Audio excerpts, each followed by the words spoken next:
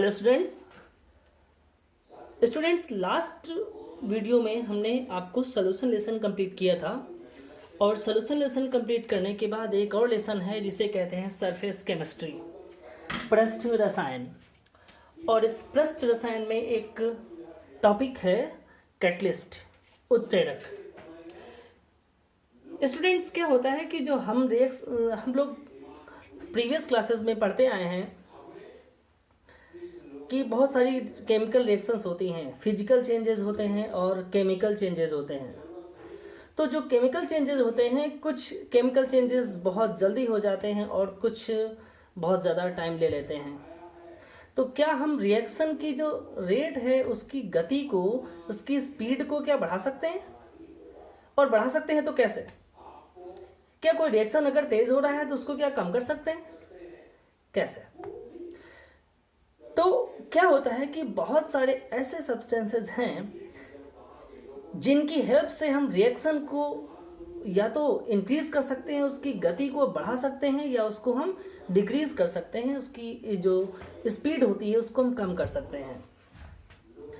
तो ऐसे सब्सटेंसेस को क्या कहते हैं? ऐसे सब्सटेंसेस को कैटलिस्ट कहते हैं। क्या कहते हैं? कैटलिस्ट। अब कैटलिस्ट की डेफिनेशन क्या हो गई? कैटलिस्ट की डेफिनेशन हो गई कि those chemical substances which increase or decrease the rate of reaction are called catalyst, and during the reaction they remain unchanged. मतलब ये कि वो रिएक्शन के रेट को बढ़ा देते हैं या घटा देते हैं और उनमें कोई चेंज नहीं आता है, उनके केमिकल कंपोजिशन में कोई चेंज नहीं आता है। They remain unchanged during the reaction. ऐसे सब्सटेंसेस को हम क्या कहते हैं? कैटलिस्ट कहते हैं। मतलब कैटलिस्ट समझ गए होंगे, किसी भी रिएक्शन के रेट को या तो वो बढ़ा देते हैं या घटा देते हैं। इंक्रीज और decrease the rate of reaction are called catalyst. और इस प्रोसेस को, ये जो प्रोसेस होता है, इस प्रोसेस को कहते हैं कैटालिसिस। इस प्रोसेस को कहते हैं कैटालिसिस। ठीक, अब हम एक एग्जांपल ले लें और वहां से देखें कैटलिस्ट क्या होते हैं। देखिए क्या होता है कि जैसे मान लीजिए कि एक रिएक्शन होता है N2 प्लस H2, नाइट्रोजन और हाइड्रोजन मिलकर के ये अमोनिया फॉर्म करते हैं, NH3। बैलेंस कर लें इसको, 3H2 अब आप इस रिएक्शन में देखते हैं, वैसे तो इस रिएक्शन को होने में बहुत टाइम लगता है। नाइट्रोजन और हाइड्रोजन ईजिली मिलते नहीं हैं कि ईजिली वो आपस में रिएक्ट कर जाए तो अमोनिया का प्रोडक्शन हो जाए। तो इस रिएक्शन को तेज करने के लिए, इसको बहुत फास्ट रिएक्शन हो जाए, जल्दी हो जाए, उसके लिए यहाँ पे एक लिखा होता है Fe, आयरन। ये क्या करता है? ये इस रिएक्शन के रेट को क्या करता है? इंक्रीज करता है। और सारी कंडीशंस इसमें लगी होती हैं, वो टेम्परेचर भी होता है, प्रेशर होता है, वो हम बाद में बात करेंगे। पहले हम बात कर लें कैटलिस्ट की बात कर रहे हैं। तो कैटलिस्ट क्या होता है कि रिएक्शन के रेट को या तो इंक्रीज करता है या डिक्रीज करता है। Here iron is act as catalyst, मतलब it increases the rate of reaction. Reaction के रेट को इंक्रीज कर रहा है, मतलब अमोनिया के प्रोडक्शन को बढ़ा रहा है। कौन? Iron. So this reaction is a catalytic reaction. एक कैटालिटिक रिएक्शन है जिसमें से आप देख रहे हैं कि कैटलिस्ट क्या होते हैं? जो किसी भी सब्सटेंस के रिएक्शन के मतलब प्रोडक्शन को जल्दी कर देते हैं, बढ़ा देते हैं। ठीक, या कम भी कर देते हैं। जरूरी नहीं कि बढ़ाए रहे हो, कभी कभी कम भी कर देते हैं। वो हम अलग अलग करके उनको पढ़ेंगे। अब हम बात करते हैं कि कैटलिस्ट तो हम समझ गए। इसके बाद हम क्या करेंगे? कैटलिस्ट को हम क्लासीफाई करेंगे। क्लासीफाई कैसे करेंगे? क्लासीफाई करने का जो पहला तरीका है वो ये है, on the basis of the physical state. मतलब उनकी जो फिजिकल स्टेट है, भौतिक अवस्था है उसकी, उस आधार पे हम क्लासीफाई करेंगे। तो क्लासिफिकेशन करेंगे, जब हम इसका क्लासिफिकेशन करेंगे तो फर्स्ट ऑफ ऑल किस बेस पे करेंगे? On the basis of physical state of the catalyst. Catalyst की जो फिजिकल स्टेट होती है उसके अकॉर्डिंग, इसके अकॉर्डिंग हम क्या करते हैं, दो कैटेगरी में डिवाइड करते हैं। एक होता है होमोजीनियस कैटलिस्ट और दूसरे होते हैं हेट्रोजीनियस कैटलिस्ट। होमोजेनस कैटलिस्ट क्या होते हैं, जब कोई कैटलिस्ट में रिएक्टेंट और कैटलिस्ट की फेज 1 होती है, मतलब दोनों की फेजेज सेम होती हैं, तो उसे बोलते हैं होमोजेनस कैटलिस्ट। जैसे कि आप देखें, सल्फर डाइऑक्साइड को जब हम ऑक्सीडाइज करते हैं, ऑक्सीजन से ट्रीट करते हैं, तो और इसमें जो कैटलिस्ट का काम करता है वो नाइट्रिक ऑक्साइड NO। अब आप देखें, सल्फर डाइऑक्साइड क्या होता है, गैस होता है, ऑक्सीजन गैस होता है, रिएक्टेंट एंड कैटलिस्ट दोनों की फेज कैसी हो गई, सेम हो गई, तो उसे क्या बोलेंगे, होमोजेनस कैटलिस्ट। और यहाँ पे बनता है SO3 सल्फर ट्राइऑक्साइड, ये 2 बैलेंस कर दिया। तो देखिए, रिएक्टेंट क्या है, सल्फर डाइऑक्साइड गैस फेज में, ऑक्सीजन गैस फेज में, और NO नाइट्रिक ऑक्साइड भी क्या है, गैस फेज में होती है। मतलब when the reactant and the catalyst are in same phase, means they have same phase, मतलब phase 1 is called homogeneous catalyst। वहीं पर अगर इस heterogeneous catalyst की बात करें तो बहुत सारी रिएक्शंस हैं। आप एक रिएक्शन, ये जो रिएक्शन देख रहे हैं, N2 plus H2 gives to NH3, ammonia का प्रोडक्शन होता है, हाइब्रिड प्रोसेस। हाइब्रिड प्रोसेस से जब आप अमोनिया का प्रोडक्शन कर रहे हैं, वहाँ पे जो आयरन होता है ये किसका काम करता है, ये कैटलिस्ट का काम करता है।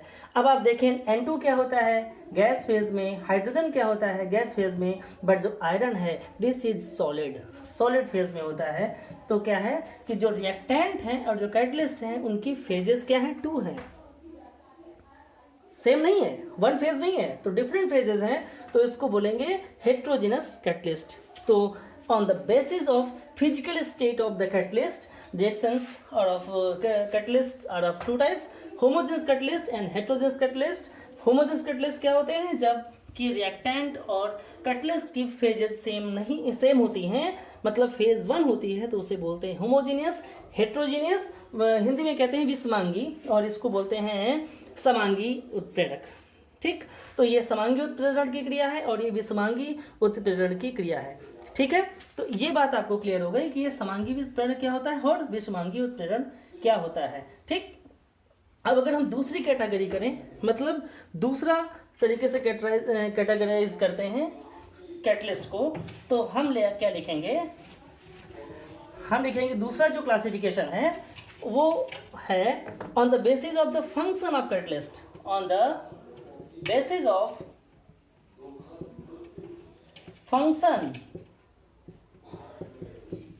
फंक्शन ऑफ कैटलिस्ट, मतलब उसकी रिएक्टिविटी के अकॉर्डिंग हम करेंगे, उसका फंक्शन क्या है।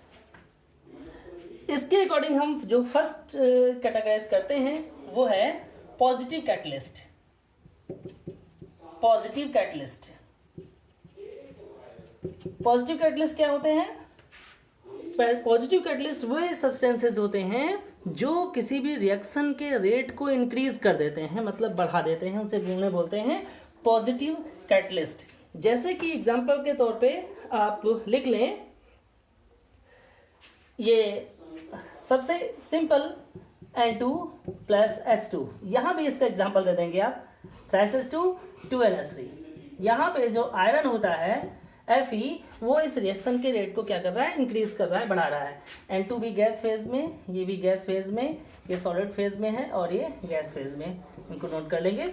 यहाँ पे हमें सिर्फ ये देखना है कि पॉजिटिव कैटलिस्ट मतलब रिएक्शन के रेट को बढ़ा रहा है तो वो पॉजिटिव कैटलिस्ट कहलाएगा, और यदि वो रिएक्शन के रेट को कम कर रहा है तो उसे क्या बोलेंगे, निगेटिव कैटलिस्ट। ठीक है, उसे बोलेंगे निगेटिव कैटलिसिस, उस रिएक्शन को बोलेंगे, और उस कैटलिस्ट को बोलेंगे निगेटिव कैटलिस्ट। ठीक, निगेटिव कैटलिस्ट मतलब जो किसी भी रिएक्शन के रेट को क्या कर रहे हैं, कम कर रहे हैं, which decrease the rate of reaction or called negative catalyst। ठीक है, तो इसके लिए आप एक एग्जांपल इसका भी देख लेंगे। क्या देख लेंगे, ये है आपका बेंजल्डिहाइड, इसे बोलते हैं बेंजल्डिहाइड, CHO बेंजल्डिहाइड, और इसको जब हम ऑक्सीडाइज करते हैं किसके प्रेजेंस में, डाइफेनिलएमीन,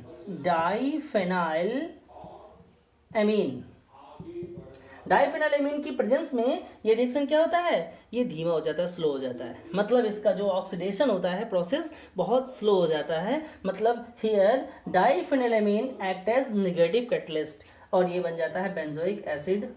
इसका बेंजोइक एसिड का जो प्रोडक्शन होता है वो कम होता है, मतलब बेंजोइक एसिड नहीं फॉर्म होता, बहुत धीमे धीमे, बहुत स्लोली रिएक्शन होता है। तो ये हो गया आपका नेगेटिव कैटलिस्ट। अब एक थर्ड जो आपकी कैटेगरी है वो होती है ऑटो कैटालिसिस। ऑटो कैटालिसिस का मतलब क्या होता है, ये देखें, पॉजिटिव हो गया, नेगेटिव हो गया। अब जो अगला आपकी कैटेगरी है वो है ऑटो कैटालिसिस। ये क्या होती है देखें। हाँ, तो ऑटो कैटालिसिस क्या होता है, ऑटो कैटालिसिस, ऑटो कैटालिसिस ये रिएक्शन क्या होती है, क्या होता है, जब कोई रिएक्शन होता है उसमें जो प्रोडक्ट बनता है उसमें से कोई अगर कैटलिस्ट का काम करने लगता है तो इस प्रोसेस को बोलते हैं ऑटो कैटालिसिस। जैसे कि ये एथिल एसीटेट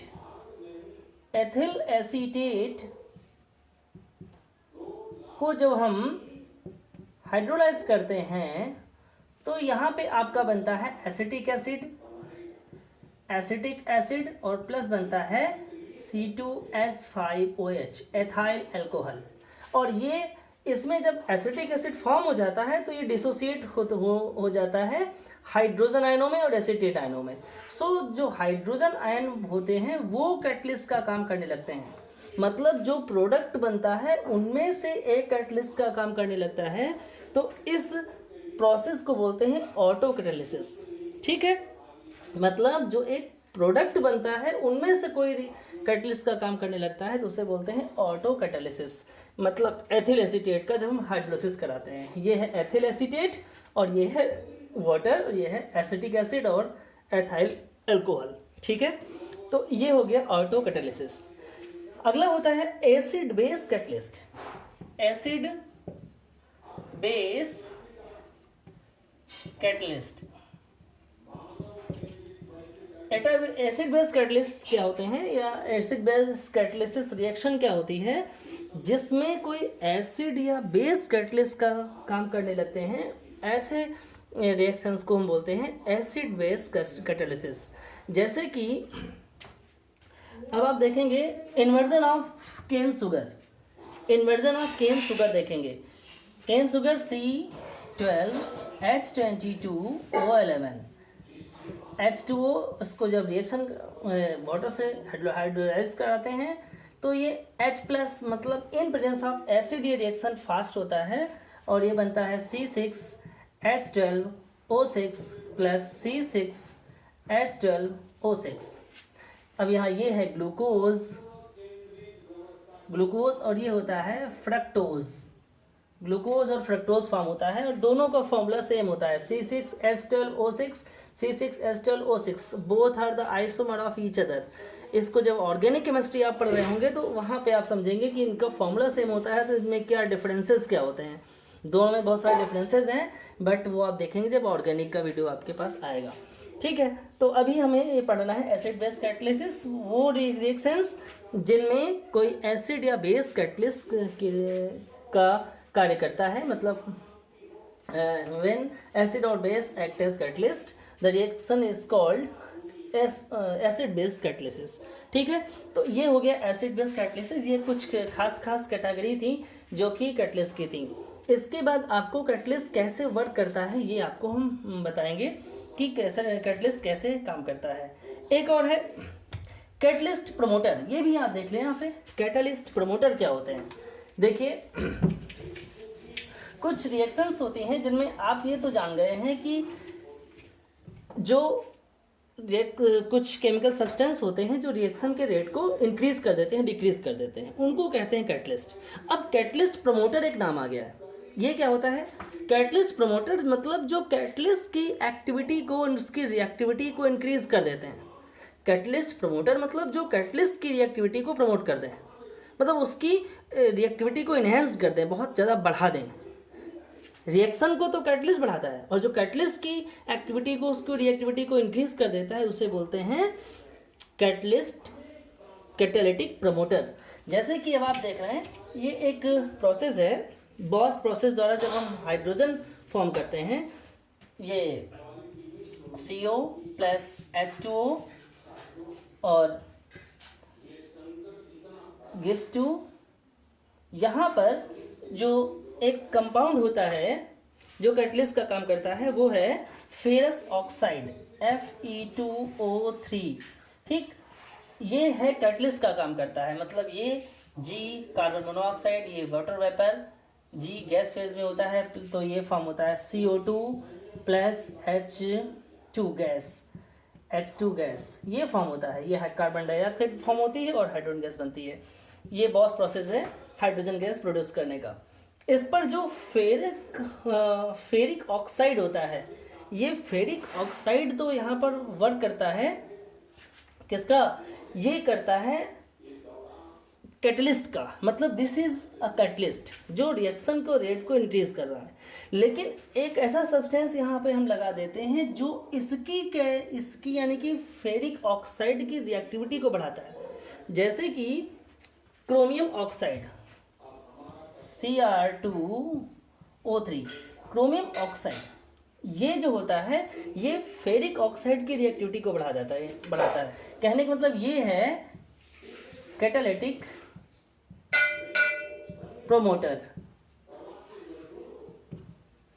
और एक रिएक्शन अभी आपने पढ़ा था, हैबर प्रोसेस से अमोनिया हम फॉर्म करते हैं, यानी N2 plus 3H2 gives to 2NH3।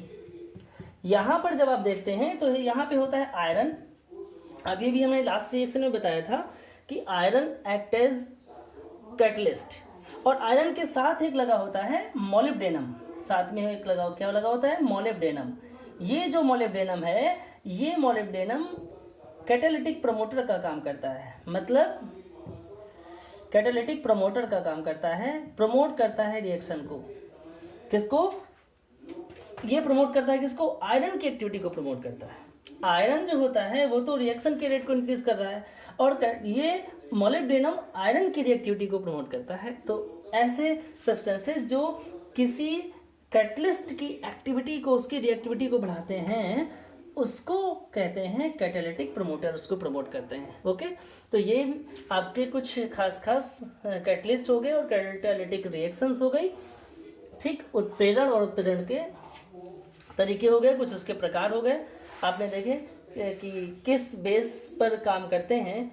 अब आप देखेंगे कि कैटलिस्ट कैसे वर्क करता है। ठीक है, तो पहले आप कैटलिस्ट क्या होता है, कैटलिस्ट की डेफिनेशन, उसके बाद कैटलिस्ट के टाइप कौन कौन से होते हैं on the basis of their physical state and on the basis of their function, आपने इनको कैटेगराइज किया।